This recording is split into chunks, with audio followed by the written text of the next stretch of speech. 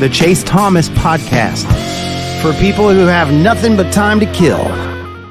To reassure him, but hey, this is why I've been recruiting you at this position, and here's what we can do. I'll tell you this, Mike Matthews, super freak. But more importantly, at my alma mater over here, Mike Matthews, Parkview alumni. Look, they make them different. Jeff Rancourt, Mike Matthews, they just make them different over there, Rusty.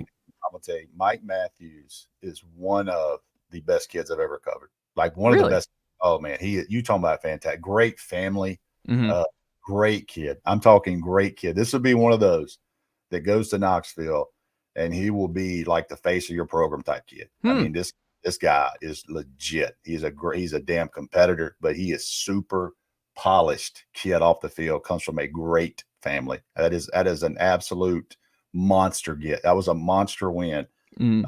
Tennessee fans, like that's a big deal, but you don't kind of understand the impact. And I do. I've been doing this long. What that guy's going to be in 2 or 3 years, and what he's going to mean to that team and that program. So you think it's one that Georgia's like, ooh, you let this kid get out of state? This stuff. They trust me. They try. I think it was just one of those deals where Tennessee did a great job with him and saying, look, this is what we do wide receiver wise. And it's funny because Georgia for so long, man, they don't throw the ball to tight ends. They don't throw. They couldn't get a tight end. Yeah. All of a sudden, they get a couple of tight ends, and the kids start getting drafted. And now everybody says you don't throw the wide receivers. So they've been having trouble. You know what I mean? But they've got Brock Bowers. I mean, they got Superman. You know what I mean? So I get it. Yeah.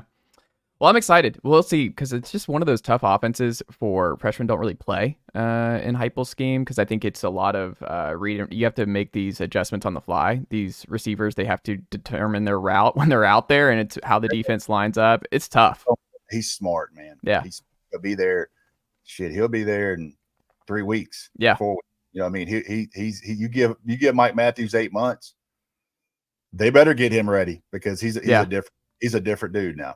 Well, you got me ready to run through a brick wall. Nico Yamaliava, we got Mike Matthews in the fold. Offense is going to be pretty scary next year.